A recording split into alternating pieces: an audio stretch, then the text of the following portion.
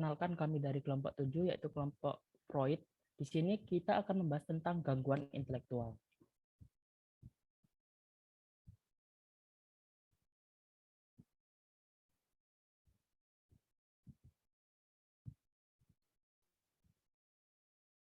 Baik, sebelum kita presentasi di sini saya akan mengenalkan tentang anggota kelompok kami.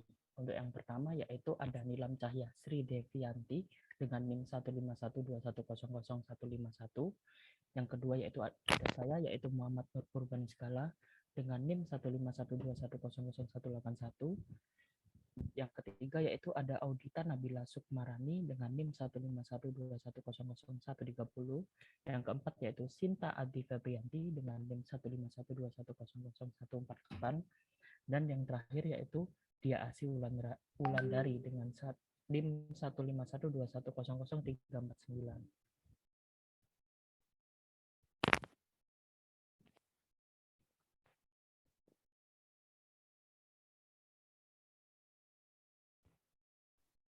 Baik, yang pertama akan saya jelaskan mengenai gangguan perkembangan saraf.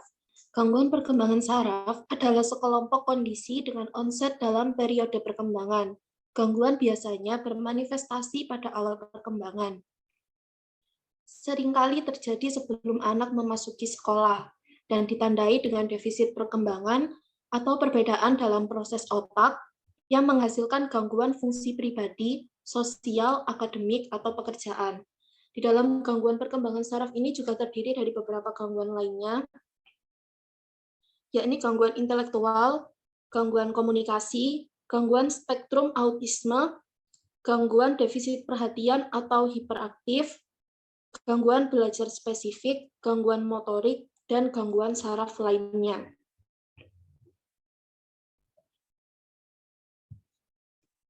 Dalam kesempatan kali ini, kami akan membahas mengenai gangguan intelektual. Gangguan intelektual merupakan gangguan yang ditandai dengan defisit dalam kemampuan mental umum, seperti penalaran, pemecahan masalah, perencanaan, pemikiran abstrak, penilaian, pembelajaran akademik, dan belajar dari pengalaman.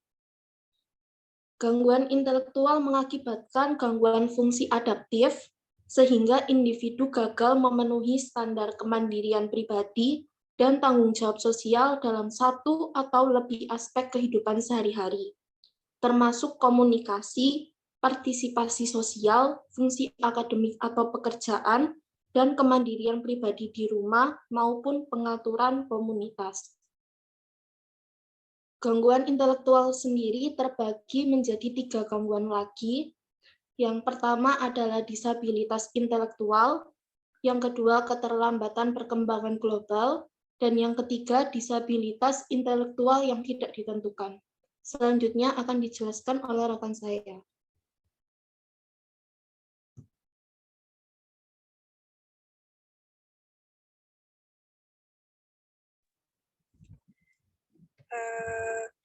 Untuk disabilitas intelektual, disabilitas intelektual adalah gangguan dengan onset selama periode perkembangan yang mencakup defisit fungsi intelektual dan adaptif dalam domain konseptual, sosial, dan juga praktis.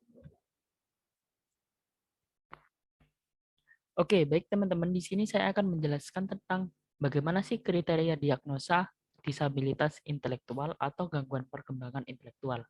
Jadi, dalam kriteria ini harus terpenuhi 3 yang harus dipenuhi dalam kriteria diagnosa. Untuk yang pertama yaitu defisit dalam fungsi intelektual, seperti penalaran, pemecahan masalah, perencanaan, pemikiran abstrak, penilaian pembelajaran akademik, dan pembelajaran dari pengalaman. Ini dikonfirmasi oleh penilaian klinis dan tes kecerdasan standar individual. Untuk yang kedua, yaitu defisit dalam fungsi adaptif yang mengakibatkan kegagalan memenuhi standar perkembangan dan sosial budaya untuk kemandirian pribadi dan tanggung jawab sosial. Tanpa dukungan berkelanjutan, defisit adaptif membatasi fungsi dalam satu atau lebih aktivitas kehidupan sehari-hari. Misalnya, seperti komunikasi, partisipasi sosial, kehidupan mandiri di berbagai lingkungan, yaitu seperti rumah, sekolah, pekerjaan, dan komunitas. Untuk kriteria terakhir, yaitu awitan defisit intelektual dan adaptif, dilakukan selama periode perkembangan. Untuk catatannya sendiri, syarat gangguan perkembangan intelektual ini digunakan untuk memperjelas hubungannya dengan sistem klasifikasi WHO ICD-11 yang menggunakan istilah gangguan perkembangan intelektual, yang istilah setara cacat intelektual ditempatkan dalam tanda kurung untuk terus digunakan. Literatur medis dan penelitian menggunakan kedua istilah tersebut, sedangkan disabilitas intelektual adalah istilah yang umum digunakan oleh pendidikan dan profesi lain, kelompok advokasi, dan juga masyarakat awam. Di Amerika Serikat, hukum publik 111/256 yaitu adalah hukum Rosa mengubah semua referensi untuk keterbelakangan mental dalam undang-undang federal menjadi cacat intelektual.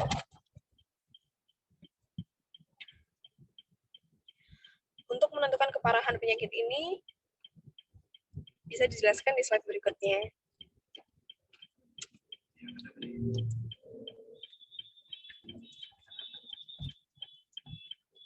Selanjutnya akan dijelaskan oleh teman saya. Oke, baik teman-teman, di sini saya akan menjelaskan tentang bagaimana sih menentukan keparahan ringan, sedang, parah, dan mendalam. Untuk yang pertama, saya akan menjelaskan tentang ringan. Di sini, domain konseptualnya yaitu untuk anak-anak prasekolah, mungkin tidak ada perbedaan konseptual yang jelas.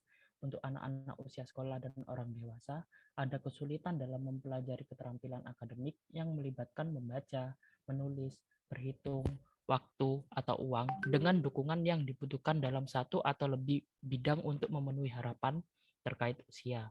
Nah, pada orang dewasa, pemikiran abstrak, fungsi eksekutif, yaitu perencanaan, penyusunan strategi, pengaturan prioritas, dan fleksibilitas kognitif, serta memori jangka pendek, dan penggunaan fungsional keterampilan akademik, misalnya membaca, uang, manajemen, dan itu akan terganggu.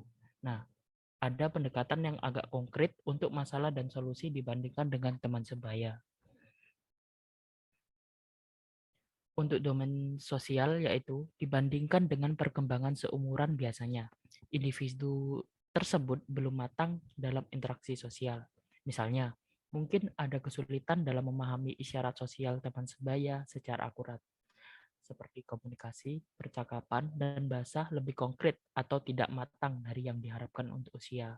Mungkin ada kesulitan mengatur emosi dan perilaku dengan cara yang sesuai dengan usianya. Kesulitan ini diperhatikan oleh teman sebaya dalam situasi sosial. Ada pemahaman yang terbatas tentang risiko dalam situasi sosial. Penilaian sosial belum matang untuk usia dan orang tersebut beresiko dimanipulasi atau mudah tertipu. Selanjutnya yaitu ada domain praktis. Di sini individu dapat berfungsi tepat usia dalam perawatan pribadi. Individu membutuhkan beberapa dukungan dengan tugas-tugas kehidupan sehari-hari yang kompleks dibandingkan dengan rekan-rekannya. Di masa dewasa, dukungan biasanya melibatkan belanja bahan makanan, transportasi, organisasi tentang rumah, dan penitipan anak, serta persiapan makanan bergizi, atau perbankan dan pengelolaan uang. Keterampilan rekreasi mirip dengan teman sebaya, meskipun penilaian terkait dengan kesejahteraan dan organisasi di sekitar reaksi membutuhkan dukungan. Di masa dewasa, pekerjaan yang kompetitif sering terlihat pada pekerjaan yang tidak menekankan keterampilan konseptual. Individu umumnya membutuhkan dukungan untuk membuat keputusan perawatan kesehatan dan keputusan hukum. Dan untuk belajar melakukan panggilan terampil secara kompeten, dukungan biasanya diperlukan untuk membesarkan keluarga.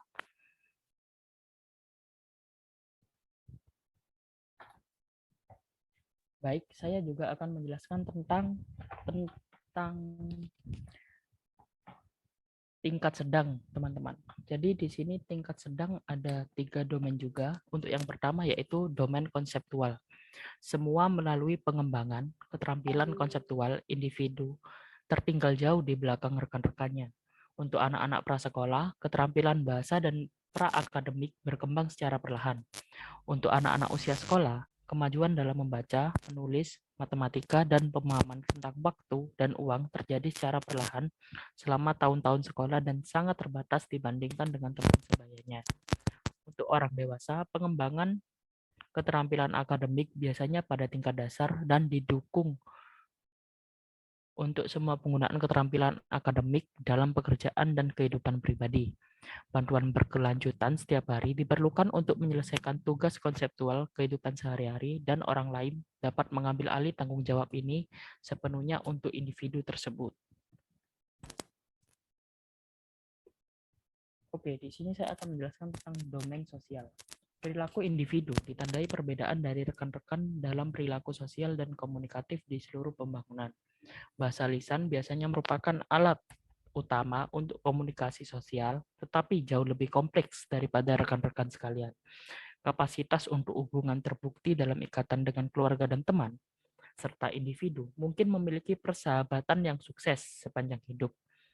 Tapi kadang-kadang hubungan romantis di masa dewasa juga terjadi. Namun, individu mungkin tidak memahami atau menafsirkan isyarat sosial secara akurat. Penilaian sosial dan kemampuan pengambilan keputusan terbatas. Pengasuh harus membantu orang tersebut dengan keputusan hidupnya. Persahabatan dengan teman sebaya yang biasanya berkembang sering dipengaruhi oleh komunikasi atau keterbatasan sosial. Dukungan sosial dan komunikatif yang signifikan diperlukan dalam pengaturan kerja agar mencapai kesuksesan. Selanjutnya yaitu domain praktis. Di sini untuk domain praktis tingkat sedang, individu dapat merawat pribadi kebutuhan yang melibatkan makan, berpakaian, eliminasi, dan kebersihan sebagai orang dewasa. Meskipun periode pengajaran dan waktu yang lama diperlukan bagi individu untuk menjadi independen di area ini dan peningkatan mungkin diperlukan. Demikian pula, partisipasi dalam semua tugas rumah tangga dapat dicapai pada masa dewasa. Meskipun periode pengajaran diperpanjang dan diperlukan, dukungan berkelanjutan biasanya akan terjadi untuk kinerja tingkat orang dewasa. Pekerjaan mandiri dalam pekerjaan yang membutuhkan konseptual dan keterampilan komunikasi dapat dicapai, tetapi dukungan yang cukup besar dari rekan kerja, penyelia, dan orang lain diperlukan untuk mengelola harapan sosial, kompleksitas pekerjaan, dan tanggung jawab tambahan seperti penjadwalan, transportasi, tunjangan kesehatan, dan pengelolaan uang. Berbagai keterampilan rekreasi dapat dikembangkan. Ini biasanya membutuhkan dukungan tambahan dan kesempatan belajar selama periode waktu yang lama.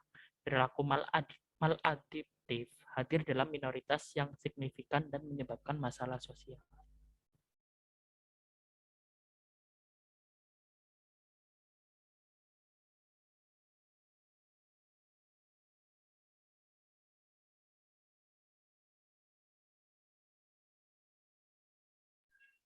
Selanjutnya adalah menentukan keparahan tingkat parah.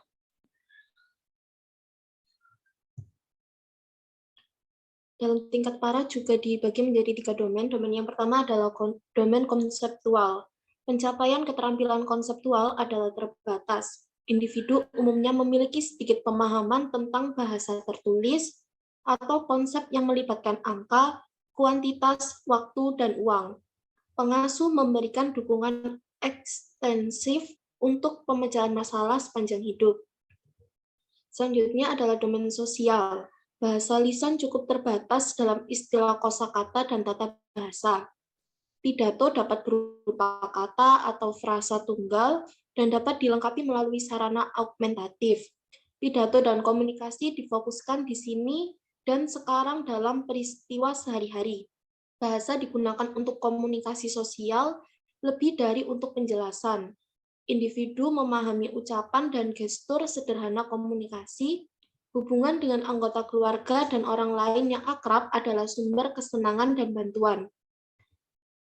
Dan yang ketiga adalah domain praktis, di mana individu membutuhkan dukungan untuk semua aktivitas kehidupan sehari-hari, termasuk makan, berpakaian, mandi, dan eliminasi.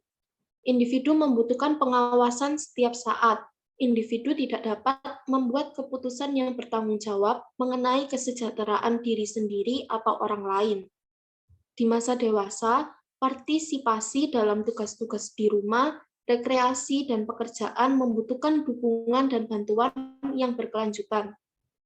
Akuisisi keterampilan di semua domain melibatkan pengajaran jangka panjang dan dukungan berkelanjutan.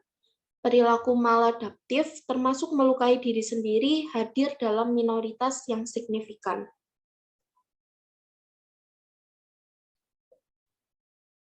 Baik, selanjutnya saya akan menjelaskan tentang mendalam. Next.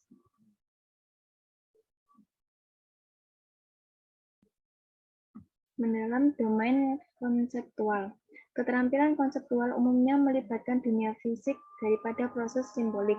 Individu dapat menggunakan objek dengan cara yang diarahkan pada tujuan untuk perawatan diri, pekerjaan, dan rekreasi. Keterampilan visuospasial tertentu, seperti mencocokkan dan pemilahan berdasarkan karakteristik fisik dapat diperoleh, namun gangguan motorik dan sensorik yang terjadi bersamaan dapat mencegah gangguan objek secara fungsional. Next.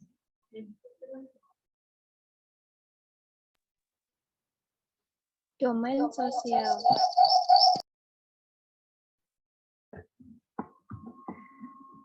Individu tergantung pada orang lain untuk semua objek perawatan fisik, kesehatan, dan keselamatan sehari-hari. Meskipun ia mungkin dapat berpartisipan dalam beberapa kegiatan ini juga, individu tanpa gangguan fisik dan yang parah dapat membantu dengan beberapa tugas pekerjaan sehari-hari di rumah, seperti membawa piring, kemeja. Tindakan sederhana dengan objek dapat menjadi dasar partisipan dalam beberapa kegiatan kejuruan dengan tingkat dukungan berkelanjutan yang tinggi. Kegiatan rekreasi dapat melibatkan, misalnya, kesenangan, mendengarkan musik, menonton film, berjalan-jalan, atau berpartisipasi dalam kegiatan air, semua dengan dukungan orang lain. Gangguan fisik dan sensorik yang menjadi bersamaan sering menjadi hambatan untuk berpartisipasi di luar menonton di rumah. Rekreasi dan kegiatan kejuruan, perilaku maladaptif hadir dalam minoritas yang signifikan. Selanjutnya, domain praktis. Individu membutuhkan dukungan untuk semua aktivitas kehidupan sehari-hari, termasuk makan, berpakaian, mandi, dan eliminasi. Individu membutuhkan pengawasan setiap saat. Individu tidak dapat membuat keputusan yang bertanggung jawab mengenai kesejahteraan diri sendiri atau orang lain. Di masa dewasa, partisipasi dalam tugas-tugas di rumah, rekreasi, dan pekerjaan membutuhkan dukungan dan bantuan yang berkelanjutan. Akuisisi keterampilan di semua domain melibatkan pengajaran jangka panjang dan dukungan berkelanjutan. Perilaku maladaptif termasuk melukai diri sendiri hadir dalam minoritas yang signifikan. Selanjutnya akan dijelaskan oleh teman saya.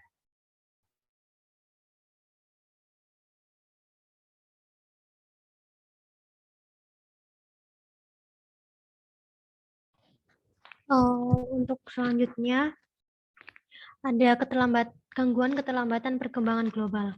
Keterlambatan perkembangan umum atau KPU atau Global Developmental Delay atau GDD adalah keterlambatan dalam dua bidang atau lebih dari perkembangan motorik kasar halus, bicara atau berbahasa, kognisi, personal atau sosial, dan aktivitas sehari-hari. Istilah tersebut digunakan bagi anak berusia kurang dari 5 tahun. Next.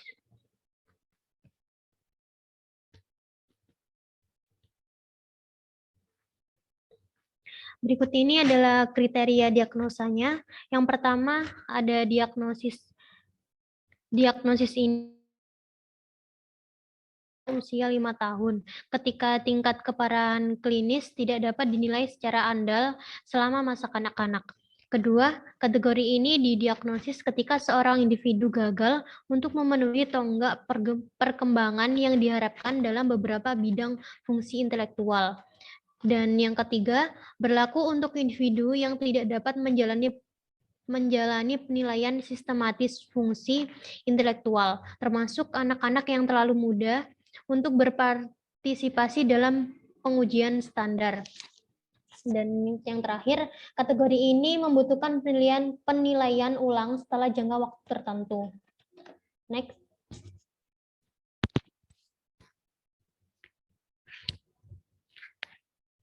Yang ketiga ada gangguan disabilitas intelektual yang tidak ditentukan. Next.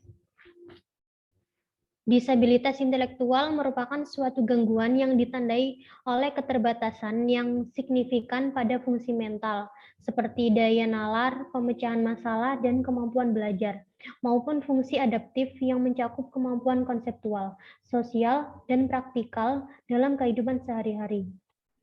Menurut Nelson dan Israel 2015.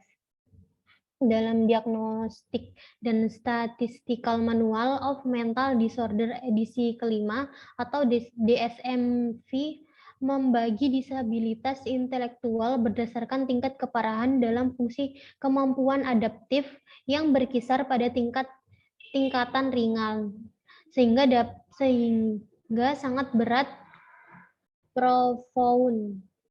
Kemudian next.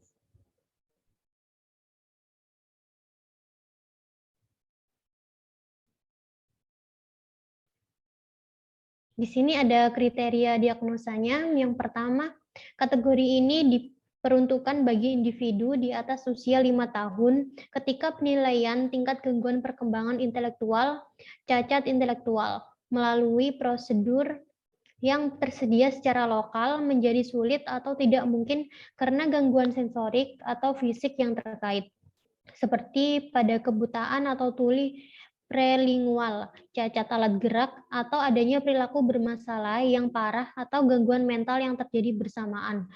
Yang kedua, kategori ini hanya boleh digunakan dalam keadaan luar biasa dan memerlukan penilaian ulang setelah jangka waktu tertentu. Selanjutnya akan dijelaskan oleh teman saya.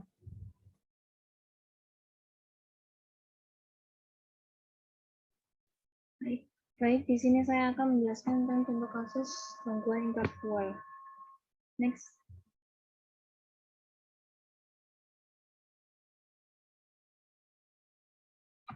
Ada seorang anak yang berusia 8 tahun sedang menjalani tahun keduanya di kelas 3. Anak ini mengalami kesulitan dalam membaca dan juga belum bisa menghafal angka maupun huruf dengan benar.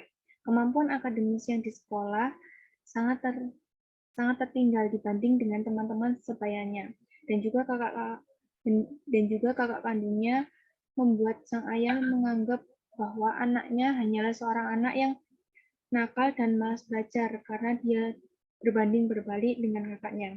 Suatu ketika, orang tua dari anak tersebut dipanggil ke sekolah untuk menerima tentang laporan belajar si anak yang tidak menunjukkan perkembangan sama sekali, hingga membuat sang ayah geram dan mengirimnya ke sekolah asrama. Akan tetapi si anak tidak ingin bersekolah di sekolah asrama. Next. Di sana, ia tidak diperlakukan dengan baik, selalu dicemooh dan dimarahi oleh gurunya karena anak tersebut sulit menerima materi pembelajaran. Akhirnya, anak ini berubah menjadi anak yang pendiam. Dia yang awalnya suka melukis pun perlahan-lahan tidak menunjukkan minat pada lukisan lagi, sehingga datang salah satu guru di sekolah ingin mengembalikan sifat anak tersebut yang sebelumnya pendiam menjadi ceria dan kreatif lagi. Seperti sebelumnya, ia selalu memberikan dukungan dengan mengatakan bahwa anak tersebut pasti akan menjadi orang yang hebat dan sukses. Oke, terima kasih. Maaf jika ada salah kata. Baik, mungkin cukup sekian presentasi dari kelompok kami. Mohon maaf jika ada kesalahan dan perbuatan. Terima kasih. Wassalamualaikum warahmatullahi wabarakatuh.